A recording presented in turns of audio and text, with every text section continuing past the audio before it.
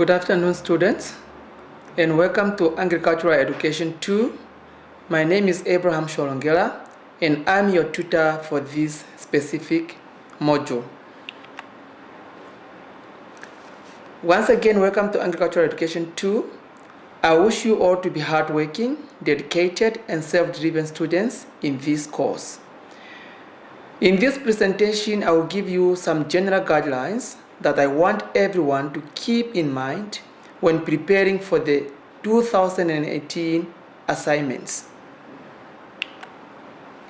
I will discuss some of the content of your study guide in order to help you prepare for the coming assignments and examinations. I would like you to have a good idea what the subject is about as you're preparing for your assignments. Please note that I cannot give attention to the whole content. So should you have any questions, please contact me for help. Use the study guide to prepare for assignments and an examination.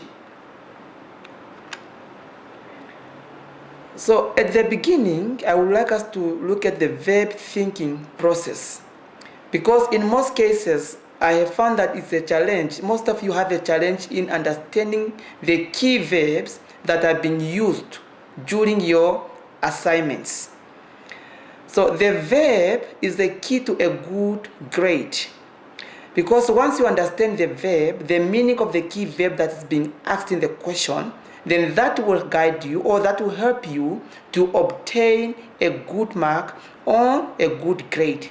It is very important as a student, before you answer the questions, to look at the marks that are allocated to that specific questions that you are answering, and that will help you to answer accordingly. You also need to comply with a specific action that is required to obtain your marks. In other words, you must do what is asked. So we want you to stick to the questions. What is asked is what you stick at, or that's what you do. So do not answer the questions out of the box, because maybe you miss out the term, or you do not understand the meaning of the key verb that is being used in the questions, and then now you tend to answer now outside the question or outside the box, or you get a bit confused because you do not really necessarily understand what you should answer. So that's why I said you need to stick, and you must do what is asked in that particular questions once you understood what the meaning of the verb or the key verb that is being used in that particular questions. So now let us look at the common verbs that are commonly the verbs that are commonly used during the assignments and the examinations. The first verb that I want us to look at is analyze. When you are being asked to analyze, it asks you need to examine information in details and also discover the main ideas or the components or the patterns or the relationships in that particular subject or the question that you are being asked. So you need to show why they are important, and how components are related, and what theories they reflect. So you need to define also another terminology that is there, or that is commonly used, is define. For example, when you are asked to define, you need to give the precise or the brief meaning of something. So when you are defining, you need to give a straightforward answer, briefly, or you need to be very precise. We do not need you to give us a history of information on that particular word that you are being asked to define. For example, you might be asked to define the meaning of the word wheat. You just need to give the precise definition or meaning of what does it mean by wheat. So precisely, you need to be very precise in order to give us a correct definition. And then also, another terminology is demonstrate. When you are being asked to demonstrate, you need to perform the necessary operations and also show by examples. This is like, for example, you need to show us step by step by examples how things are being done.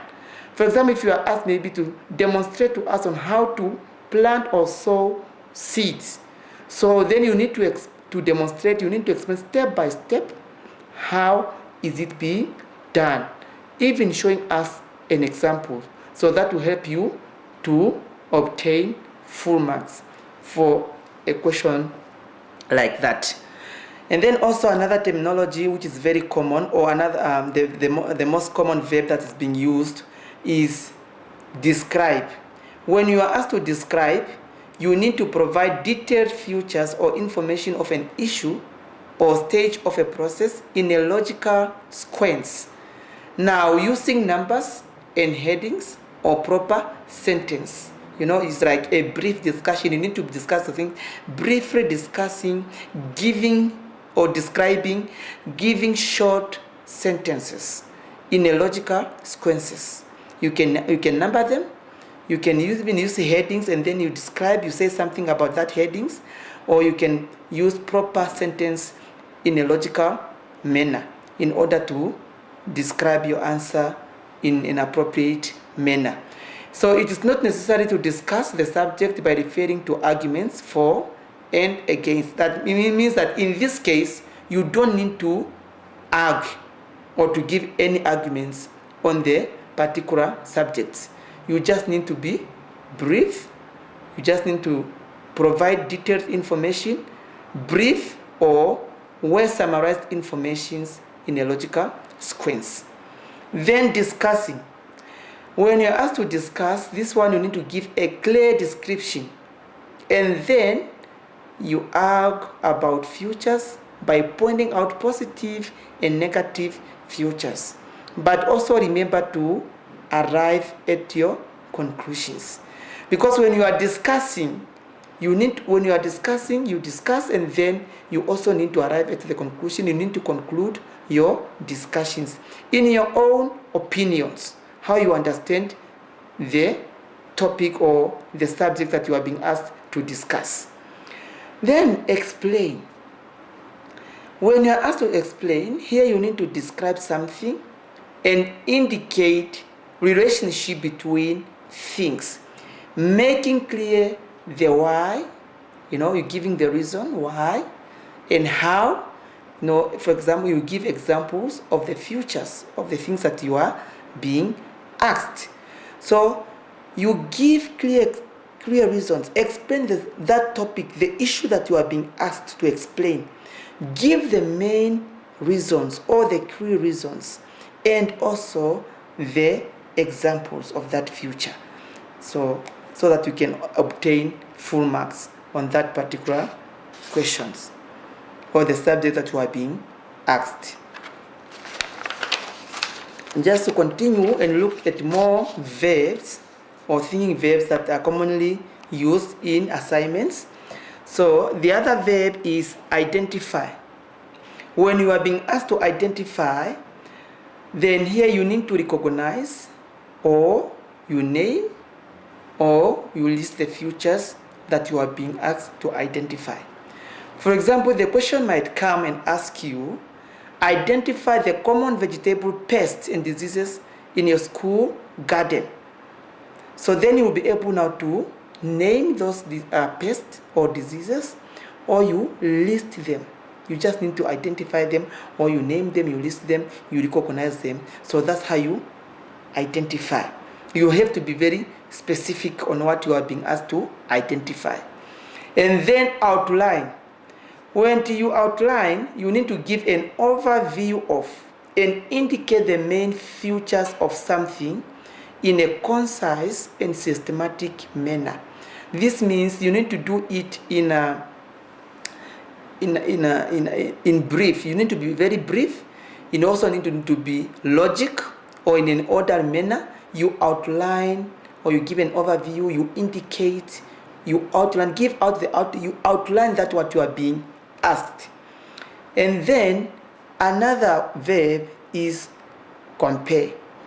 When you are being asked to compare, you indicate the similarities and difference of phenomena regarding particular criteria.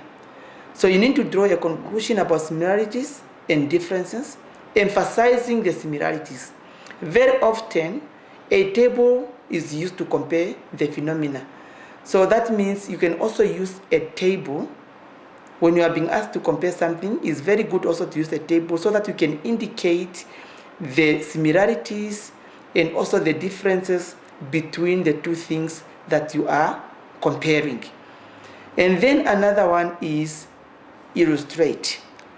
When you are illustrating, you are describing by giving examples or making drawings so that you can indicate, also that you can have clearly indicating step by step, illustrating or giving an example of how something is being done or is being carried out, or how a process is being carried out.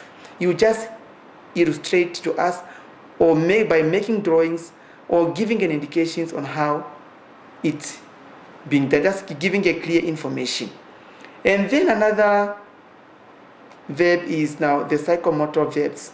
This one, mostly you use it when you are drawing a mind map or writing a job application letter or design an overhead transparency, or maybe you are collecting materials to do an experiment or an interview, or you are going to interview someone in an occupation of your choice, or you need to demonstrate how to do, or maybe you are going to do a role play or etc.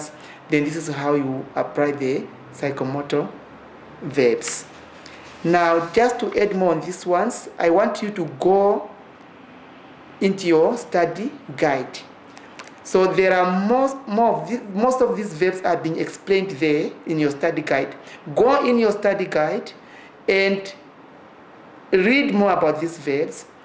Try and understand the meaning of each verb. You can even go extra mile and even just go in your Oxford dictionary or any dictionary that is convenient to you, so that you can have a clear meaning or just a simple meanings of this verb, so that you can be familiar with them. And then during the examination or the assignments, it will be very easy or very simple for you to understand the meaning or even to understand the questions very well. And this will help you not to struggle very hard with your assignments. I want us also to look at one of the common questions of agricultural education 2 that most of the students struggle to understand or to answer. So the previous question that was asked was to write a detailed essay on the checklist for effective learning you must use when planning to go on a field visit to visit a livestock farm with learners. You know, as a teacher, you are being asked to go for a field, or you are planning to go on a field visit to visit a livestock farm with learners. Now, in most cases now, you find students are giving a lot of explanation, things that are even outside the box, outside the question. You don't even understand what they want to or what they mean to the question. So a lot of time, students fail these questions. But on these questions, what I want you to understand is the key two things when you are tackling these questions. For example, when you are planning a field or to go on a field visit, the first thing that you need to do or to plan is you need to indicate to us, explain to us, before going into the field, what are you supposed to do?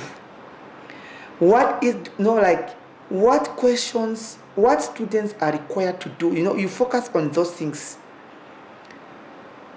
that are required, or how do you prepare the students or the learners before you go in the field. A lot of time now you find students who are explaining to me, no, you before you go to the field, you need to have a board meeting, parents meeting, and all those kind of things. But it's not, the specific thing that you need to focus on here is before going in the field trip now with your learners. So how do you prepare your learners? The type of question maybe that they are going to ask, maybe the question, the topic that need to be discussed, before going into the field trip. I want you to go into your modules and find out more on this topic and understand it more. And also now the other key, what you need to tell us also during the visit, what is there expected also during the visit when you are there with learners. So what do you do? For example, maybe what type of questions students should ask during the visit, what type of information that you want the farmers to present to the learners during the visit, and all these things. So this is what you should consider, what must be done during the visit. And then maybe you conclude your things maybe after the visit, what must be also done or expected. So I want you to go to your notes, I want you to go to your study guide and analyze this question very well and know how to tackle it. So as I said, the only two things that are the key points that you need to focus on when you are answering these questions, consider what must be done before going into the field and what must be done during the visit. Now, I want us also now to look at one of the most important topics that I see also as a challenge to most of the students when they are answering the questions. Now, the aspects of poultry productions and marketing. I want us to look at that one. Now, for example, a question might be asked, how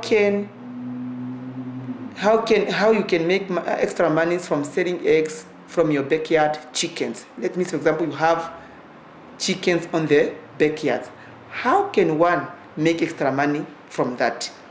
Now, to look at this one, making extra cash from eggs by a small family of 3 requires a low input egg production egg system. You know, many municipalities do not allow backyard poultry units which are above 25 unless you have a permit. But however, in rural areas, there are no restrictions by the law.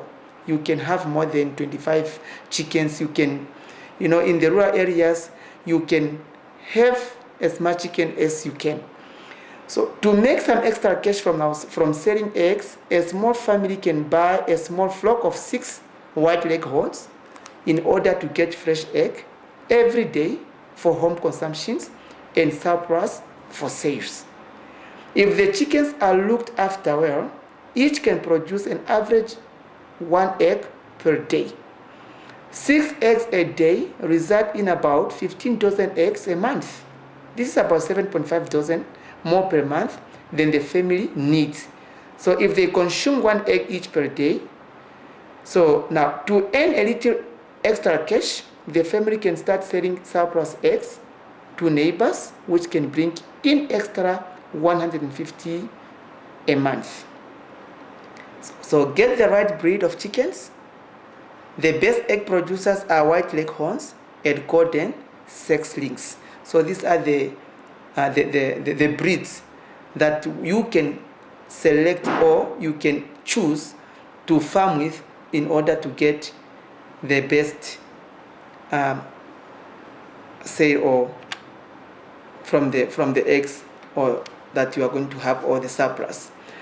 Now again also, the other breed that you can farm with or you can select is the Rhode Island Reds. They are also slightly competitive. With white leghorns, you get white eggs, while the sex-link and reds give the colored brown eggs. Though there is very little nutritional difference between the eggs, take note of the customer's preferences around you, as many people perceive that brown eggs are healthy looking. Free-range organic eggs fetch the highest price. Implement a low input system where the flock scavenges freely around the yards during the day time. There is also called a free range system and free range eggs to fetch more money since they are perceived to be more natural, hence organic. A little bit of extra feed, if you can afford to buy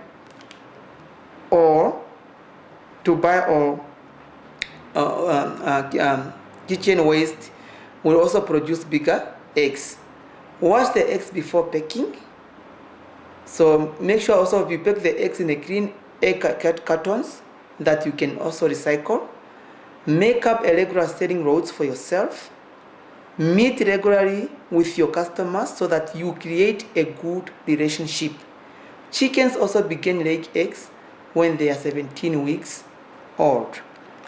Now, here I just also want to show just you to give you an example of, so that you have a clear understanding of these breeds of chickens, like the common chicken breed that we are talking about here, like the white leghorn, and then the sex-linked. The sex-linked, as we said, that this is a mixture of the white leghorn and the Rhode Island Iron Reds.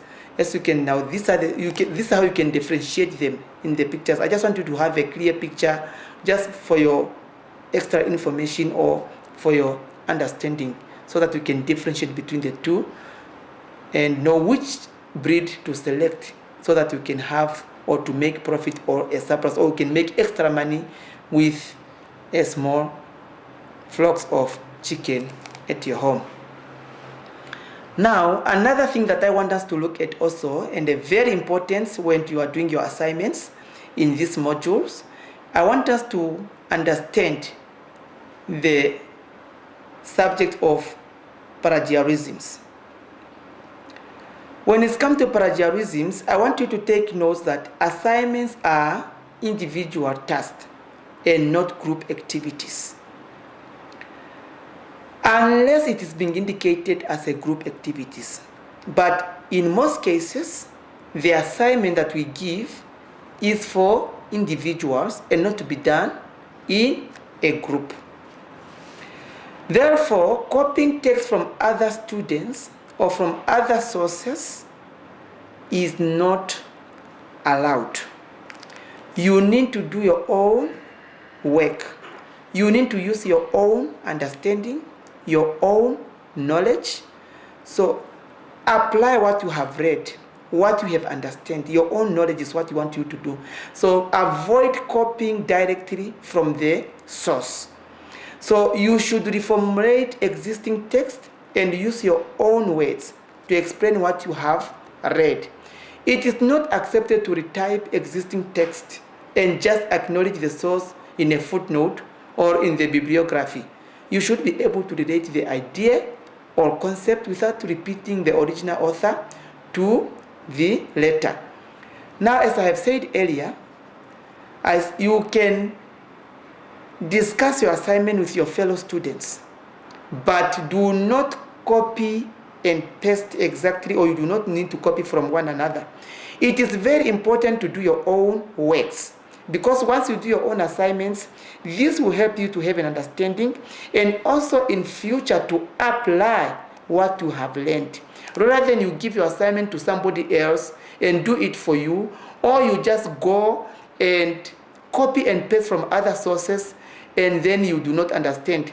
And this, in most cases, it happens when students do assignments at the last minutes. Please make sure that you do not do your assignment at the last minute, or maybe the last 3 days of your submission. Look at the due date of your assignments and start to work on your assignments before the due date. This will help you to go extra mile to get the information that you want, and also to read and understand the topics. And also remember, the aim of the assignment is not the reproductions of existing material, but to ascertain whether you have the ability to integrate the existing text and your own interpretation or critique to the text, and offer a creative solution to existing problems. Remember, students who submit copy text will obtain a mark of 0 for the assignments, and a disciplinary step or hearing may be taken by Iol. It is also unacceptable to do someone else's work, to lend your work to them, or to make your work available to them to copy. Be careful and do not make your work available to anyone. Make sure that you keep your own work, you do your own works. And the most important thing that you need to understand is, I want you to work hard in your assignments, so that at least you obtain more than 50% in your assignments. Do not obtain below 50%. You need to obtain 50 above, from 50% and above, so that this will help you to qualify for your examination. Now, you find some other students in the assignment, in most cases, they score higher marks, maybe to 90% or to 80%, because they have lent their work to someone, or maybe they have asked somebody to do their assignments. And then at the end of the day, when it comes to exam, these same students, you find them obtaining low mark from the examination, or even ending up failing the subject. I'm urging you, you must learn to do your own assignments so that you have an understanding. Once you do your own assignment, this will also help you or prepare you for your examination. And then once you go in the examination, you will be able to understand the question that you are being asked, or even to understand the subject matter, because once you are busy doing your own assignment, this will also help you to understand, or even to go deep and also understand the modules very well. I also want you to go in your study guide, whereby in each unity, you find that in each unity there is the result outcomes, or maybe even the learning objectives, so that you know what are the objectives of each unit, and then you have an understanding of that unit. So I want you to study hard, and also I want you to understand the subject. And as I have said earlier, please go through your study guide, and you can also use any other materials or resources so that can also help you to understand your subject. And then also stick to your assignments. Do your assignments as an individual. Do not lend your assignment to somebody, because if you lend it to somebody else, that person might just copy and paste your assignments, and then when you're going to submit, you have both the same information. And for us tutors here, when you see that you have the same information, all what we do, we just give you a straightforward 0, because you have copied from one another. So I wish you all the best in this subject. Study hard, prepare yourself for your assignments and also for your exam in 2018. So all the best. We have come to an end of our contact classes, and then as I have said earlier also, I want you to know again, my contact information is there on the screen again. If you have any other question, please feel free to contact me for any clarity, or if you are struggling to do assignments, call me from my mobile number, which is 081-4438-360, or you can email me at asholongera@unam.na. So all the best for 2018 assignment and exam.